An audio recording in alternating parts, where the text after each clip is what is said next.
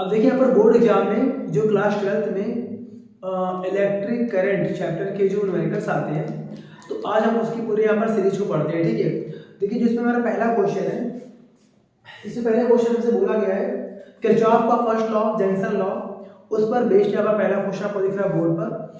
यहाँ पर बोला गया कि एक यहाँ पर देखिए ध्यान से डायग्राम में, ये एक जंक्शन है, इस जंक्शन पर 4 एम्पीयर का यहाँ पर करंट आ रहा है, यहाँ से 2 एम्पीयर करंट आ रहा है, फिर यहाँ पर करंट जा रहा है ऐसे करके, फिर यहाँ पर एक और जंक्शन पड़ा, इस जंक्शन से 1 एम्पीयर करंट जा रहा है, फिर एक और यहाँ पर वायर है और यहाँ से 1.3 और यहाँ से I एम्पीयर करंट बाहर जा रहा है। आपको इस डायग्राम की हेल्प से फाइंड करना है कि स्मॉल I की वैल्यू यहाँ पर क्या होगी। तो ये ध्यान से कैसे करेंगे यहाँ पर। सबसे यहाँ पर बेसिक कॉन्सेप्ट क्या होता है किरचॉफ के फर्स्ट लॉ में कि किसी भी जंक्शन में जितने भी करंट आते हैं उनका सम जंक्शन से जाने वाले करंट के सम के बराबर होता है। ठीक है, मतलब कि sum of all incoming currents is equal to sum of all outgoing currents. तो मैं कैसे करेंगे अगर यहाँ से 4 एम्पीयर आ रहा है और यहाँ से अगर 2 एम्पीयर आ रहा है, तो यहाँ पर हमारा हो जाएगा 4 2 6 एम्पीयर यहाँ पर करंट हो जाएगा। ठीक है, और यहाँ से आ जाएगा 6 एम्पीयर, तो यहाँ पर 6 एम्पीयर में से 1 एम्पीयर तो यहाँ चला गया, तो जो यहाँ पर जाएगा वो कितना होगा 5 एम्पीयर, वो यहाँ पर आ जाएगा 5 एम्पीयर, और यहाँ तक आया 5 एम्पीयर, और 5 एम्पीयर में से 1.3 एम्पीयर चला गया।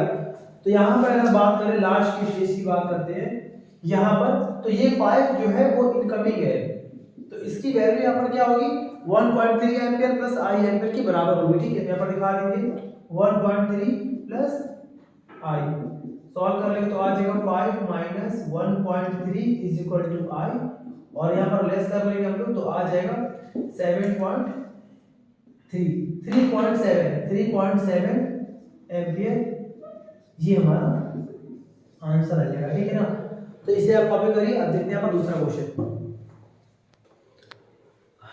अब देखिए यहाँ पर जो हमारा दूसरा क्वेश्चन है, ये दूसरा क्वेश्चन बेस्ड है कि जब भी कोई इलेक्ट्रॉन सर्कुलर पाथ में या फिर कैसे भी अगर लगातार मूव करता है, तो फ्लो ऑफ इलेक्ट्रॉन का जो रेट है that is called electric current. ठीक है, तो यहाँ पर हमसे क्वेश्चन में कहा जा रहा है यहाँ पर कि इलेक्ट्रॉन्स जो है वो सर्कुलर पाथ पर रिवॉल्व कर रहा है ऐसे करके लगातार। सर्कुलर पाथ पर अगर रिवॉल्व करेंगे तो कॉमन सी बात है कि वहां पर इलेक्ट्रिक करंट प्रोड्यूस होगा। तो यहाँ पर बताना क्या है कि find the value of current in it. तो कैसे करेंगे यहाँ पर, सिंस क्वेश्चन में बोला गया कि एक इलेक्ट्रॉन इतने टाइम्स पर सेकंड रिवॉल्व करता है। ध्यान से मेरी बात समझिएगा, पर सेकंड का मतलब यहाँ पर होता है कि हम लोग को पता है 1 सेकंड, पर सेकंड का मतलब 1 सेकंड। ये बोला गया रिवॉल्व्स इतने टाइम्स, जब भी अगर आपको किसी भी क्वेश्चन में अगर टाइम्स लिखा हो तो उसका मतलब होता है नंबर ऑफ इलेक्ट्रॉन। भले यहाँ पर आपसे बोला गया है कि एक इलेक्ट्रॉन, लेकिन रिवॉल्व्स के बाद अगर यहाँ पर टाइम्स लिखा है इसका मतलब कि वो आपको स्मॉल n की वैल्यू आपको दे रखा है। ठीक है, तो स्मॉल n की वैल्यू पुट कर देंगे हम लोग यहाँ पर 10⁻⁶ टाइम्स, या फिर खाली छोड़ देंगे ऐसे। ठीक है, और यहाँ पर निकालना क्या है, हमें यहाँ पर निकालना है I की वैल्यू। ठीक है, सिंपल सी बात है, फॉर्मूला होता है यहाँ पर, एक फॉर्मूला होता है Q इज इक्वल टू, चलिए I इज इक्वल टू होता है यहाँ पर Q अपॉन T। ठीक है, अगर इसको और करेंगे सॉल्व तो आ जाएगा I इज इक्वल टू, क्योंकि यहाँ पर वैल्यू होती है NA अपॉन T, तो यहाँ पर आ जाएगा I is equal to small n की वैल्यू बताया 6 इनटू स्मॉल e। देखिए यहाँ पर जो लिखा है स्मॉल e यहाँ पर क्या होता है, चार्ज ऑफ इलेक्ट्रॉन, इसकी वैल्यू होती है 1.6 10⁻⁻19 कूलम। यहाँ पर लगा देंगे तो आ जाएगा 1.6 10⁻⁻19। ठीक है, अपॉन में t की वैल्यू कितनी माने, सॉल्व कर लेंगे तो यहाँ पर आ जाएगा I की वैल्यू 9.6 10⁻⁻13, और यहाँ पर I है तो यहाँ पर लगा देंगे हम लोग एम्पियर। ये हमारा आंसर आ चुका है। ठीक है, स्मॉल I का कॉपी करिए। अब देखिए यहाँ पर दूसरा यहाँ पर क्वेश्चन है, a current of 0.5 ampere in a wire of radius 0.5 millimetre, मतलब कि यहाँ पर आपको एक वायर दे रखा है और उस वायर के लिए जो रेडियस होती है स्मॉल r की वैल्यू वो आपको मिलीमीटर में पता है। तो मिलीमीटर को पहले हम मीटर में कन्वर्ट करेंगे बाय मल्टीप्लाइंग 10⁻⁻3, ठीक है। तो यहाँ पर देखिए हमें यहाँ पर पता है रेडियस, तो इसको ऐसे आप कर लेंगे, सिंस स्मॉल आर दे रखा है हम लोग को 0.5 मिलीमीटर, इसका मतलब 0.5 10⁻³ मीटर, ठीक है। Number of free electrons per unit volume of wire is, ये हमें दे रखा है नंबर ऑफ इलेक्ट्रॉन्स, यानी कि आपको n दे रखा है, ठीक है, 4×10⁻28 पर metre cube, 1 metre cube volume में इतने इलेक्ट्रॉन्स है, ठीक है। फाइंड करंट डेंसिटी, तो देखिए हमारा जो पहला पार्ट है, पहले पार्ट में हम लोग को फाइंड करना है करंट डेंसिटी। तो देखिए करंट डेंसिटी का फार्मूला होता है J, फॉर्मूला होता है I/A। यहाँ पर अप्लाई करने तो आ जाएगा J I की यहाँ पर वैल्यू, चलिए I को भी फिलहाल I कर दे रहे हैं, अपॉन, ध्यान से हमारी बात सुनिएगा, हमें यहाँ पर A दे रखा है, A फॉर यहाँ पर क्या एरिया होता है। अगर किसी क्वेश्चन में अगर हमें रेडियस पता है या फिर डायमीटर पता है तो हम लोग एरिया को πr² के फॉर्म में ब्रेक करते हैं, ठीक है। तो यहाँ पर हमारा एरिया आ जाएगा πr², ठीक है। यहाँ पर दिखा देंगे सिंस एरिया की वैल्यू πr² होती है, ठीक है। इसकी बात से यहाँ पर सॉल्व कर लेंगे, तो यहाँ पर हमारा आंसर आ जाएगा J I की यहाँ पर वैल्यू दे रखी है 0.5 अपॉन, फिर यहाँ पर लिखा है πr², पाई की लगा देंगे वैल्यू 3.14 इनटू r², तो r की यहाँ पर वैल्यू हम लोग को दे रखा है जी 0.5 10⁻⁻3, ठीक है। r की वैल्यू को पुट कर दिया, ये पूरा आप सॉल्व कर लेंगे तो यहाँ पे आपका आंसर आ जाएगा 6.4 10⁻, यहाँ पे आपका आंसर आ जाएगा 5 एम्पियर पर मीटर स्क्वायर, ठीक है। ये पूरा हमारा आंसर आ गया पहले पार्ट का, ठीक है। अब देखिए पर सेकंड पार्ट में बोला गया हमसे यहाँ पर ड्रिफ्ट वेलोसिटी। तो देखिए ड्रिफ्ट वेलोसिटी का फार्मूला होता है I होता है NEA/VD। तो यहाँ पर देखिए दो रास्ते हैं, या तो आप यहाँ पर I की वैल्यू, N की वैल्यू, E की सारी वैल्यू पुट करके सॉल्व कर ले, या फिर इसका एक और ऑप्शन है कि I NEA/VD है, तो इसको हम ऐसे कर लेंगे I/A यहाँ पर आ जाएगा NEVD, ठीक है। और I/A को हम कहते हैं J, तो J आ जाएगा NEVD। तो ये थोड़ा सा आसान हो जाता है, ठीक है। तो यहाँ पर हम लगाएंगे J की वैल्यू, यहाँ पर देखिए J की वैल्यू पता है हम लोग को 6.4 10⁵, और यहाँ पर देखिए NE मल्टीप्लाई में तो आ जाएगा डिवाइड में, तो यहाँ पर N की वैल्यू हमें दे रखी है, यहाँ पर N की वैल्यू 4 10⁻28 इंटू स्मॉल e की वैल्यू होती है 1.6 10⁻⁻19। तो ये पूरा हम लोग यहाँ पर सॉल्व कर लेंगे पूरा ओवरऑल, और सॉल्व करने के बाद आंसर आ जाएगा 10⁻⁻5 मीटर पर सेकेंड। ये यहाँ पर हमारा फाइंड हो जाएगा VD। ये पूरा हम सॉल्व करने के बाद हमारा आंसर आ जाएगा, ठीक है।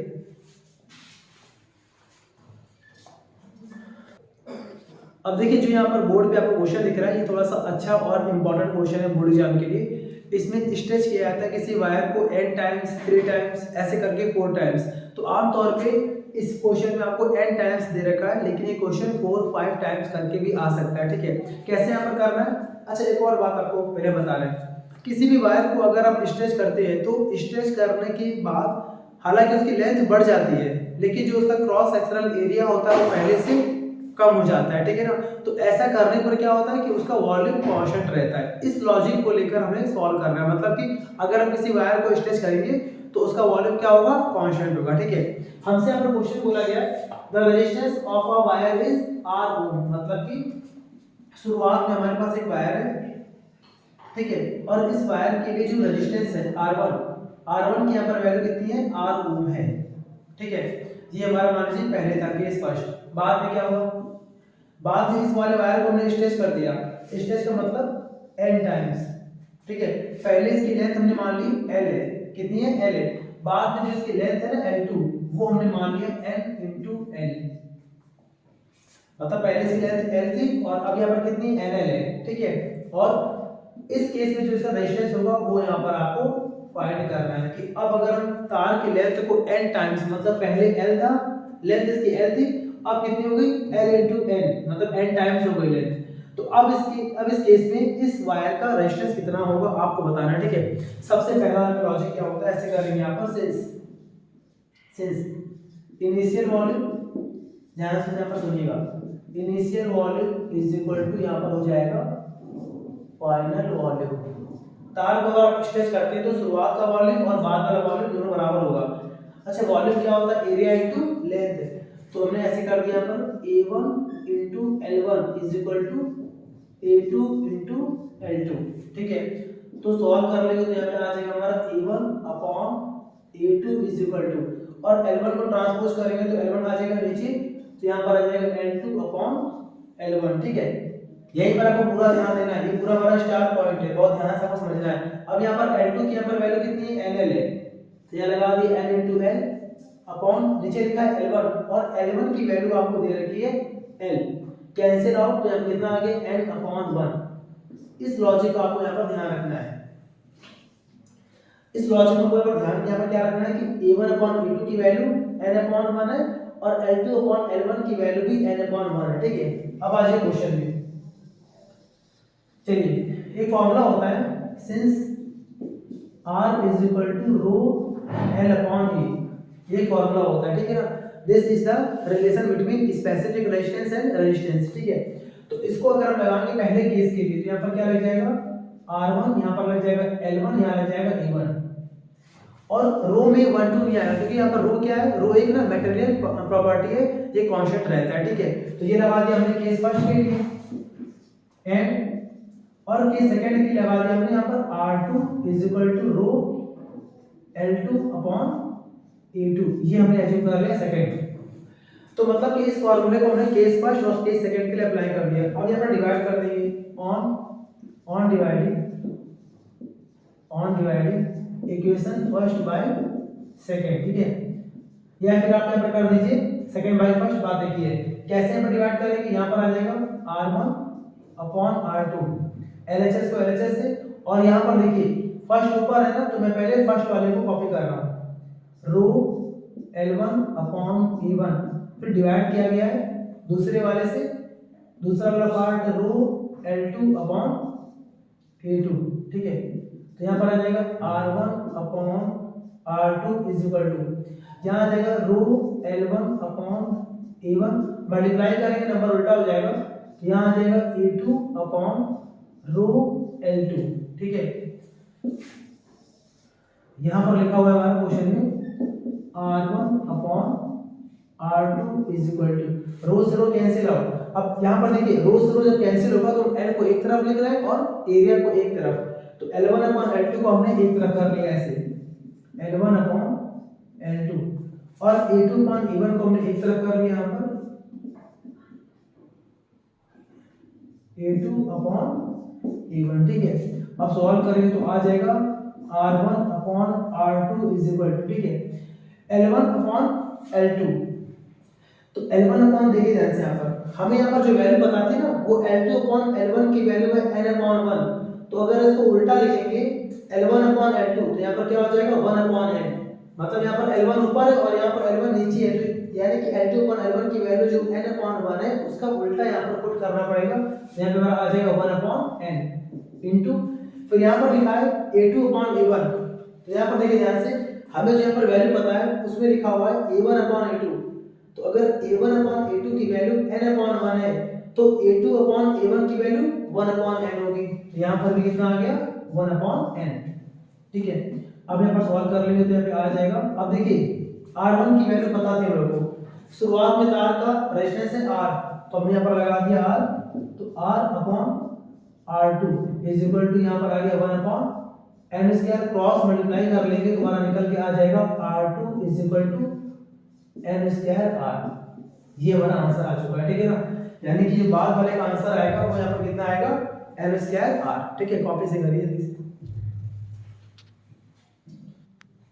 अब देखिए यहाँ पर जो दूसरा यहाँ पर क्वेश्चन दिख रहा है आपको नेक्स्ट क्वेश्चन बोर्ड पर, इस क्वेश्चन में आपको वेरीफाई करना है कि जो भी सर्किट है वो सर्किट ओमिक सर्किट है या फिर नॉन ओमिक सर्किट है, ये हम लोग कैसे यहाँ पर करते हैं। इसलिए सबसे पहले ऐसे इस टाइप के क्वेश्चंस में आपको रेजिस्टेंस को फाइंड करना पड़ता है अलग अलग केस में। अगर सारे केस में जो भी यहाँ पर केस गिवन है, अगर सारे केस में अगर रेजिस्टेंस की वैल्यू सेम आती है, इक्वल आती है, that is called ohmic circuit. अगर आपने अलग अलग केस में अलग अलग वैल्यू पर रेजिस्टेंस की वैल्यू कैलकुलेट की और अगर आपको ऐसा कुछ मिलता है कि जहां पर रेजिस्टेंस की वैल्यू अलग अलग आती है, that is called non ohmic.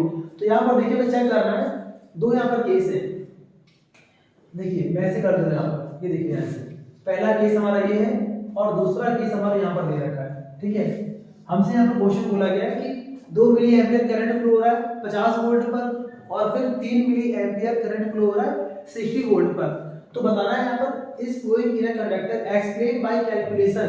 आपको मैथमेटिकल फॉर्म में कैलकुलेट करना है वेदर हाँ या ना द कंडक्टर इज ओमिक और नॉन ओमिक। आपको बताना है कि ओमिक है या नॉन। बहुत ही सिंपल क्वेश्चन है, कैसे करेंगे यहाँ पर फॉर केस फर्स्ट, बहुत ही सिंपल है यहाँ पर for case first. Case first के लिए अप्लाई कर देंगे R1, तो R1 की यहाँ पर वैल्यू यहाँ पर क्या हो जाएगी V1 अपॉन I1, ठीक है। तो यहाँ पर आएगा R1 इज इक्वल टू यहाँ पर V1 की वैल्यू पुट कर देंगे 50 वोल्ट अपॉन I1 की यहाँ पर वैल्यू है 2। अब देखिए यहाँ पर हमें मिली एम्पियर दे रखा है, तो मिली एम्पियर में 10 की पावर -3 से आपको मल्टीप्लाई करना पड़ेगा। तो यहाँ पर आ जाएगा 2 10 की पावर -3 एम्पियर। तो यहाँ पर पूरा सॉल्व कर लेंगे तो यहाँ पे R1 निकल के आ जाएगा 25 10 की पावर 3 ओम। हम देखते हैं केस सेकंड, ठीक है। तुम्हारा केस फर्स्ट आ गया, अब यहाँ पर करेंगे हम लोग फॉर केस सेकंड। तो केस सेकंड में अगर हम अप्लाई करते हैं फॉर्मूला तो यहाँ पर आ जाएगा R2 is equal to V2 upon I2, ठीक है। यहाँ पर कर दिया हमने तो पूरा साफ यहाँ पर कितना फॉर्मूला आएगा R2 इज इक्वल टू यहाँ पर क्या आएगा V2। तो यहाँ पर देखिए सेकंड केस में V2 की यहाँ पर वैल्यू कितनी है 60, तो 60 वोल्ट अपॉन I2 और I2 की वैल्यू है 3 10 की पावर -3 एम्पियर, क्योंकि इस बार भी आपको मिली एम्पियर में ही पता है, ठीक है वैल्यू। अब यहाँ पर सॉल्व कर लेंगे तो यहाँ पर आंसर आएगा R2 इज इक्वल टू 20 10 की पावर 3 ओम, ठीक है। इस बार हमें यहाँ पर ये मिल गया। तो आप यहाँ पर क्लियरली यहाँ पर देख पा रहे हैं कि R1 और R2 ये दोनों वैल्यू आपस में इक्वल नहीं है। तो यहाँ पर कैसे करेंगे हम लोग, since R1 does not equal to R2 for both cases,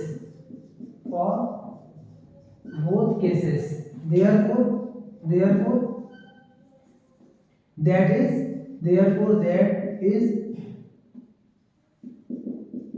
non ohmic. ये क्या है हमारा नॉन ओमिक है, नॉन ओमिक सर्किट। अगर ऐसा होता कि दोनों यहाँ पर होते इक्वल तो इसे हम लोग बोलते हैं यहाँ पर ओमिक सर्किट, ठीक है ना। तो यहाँ तक पहले अच्छे से कॉपी कर लीजिए, फिर आपको मिलते हैं अपने नेक्स्ट पार्ट में। Thank you.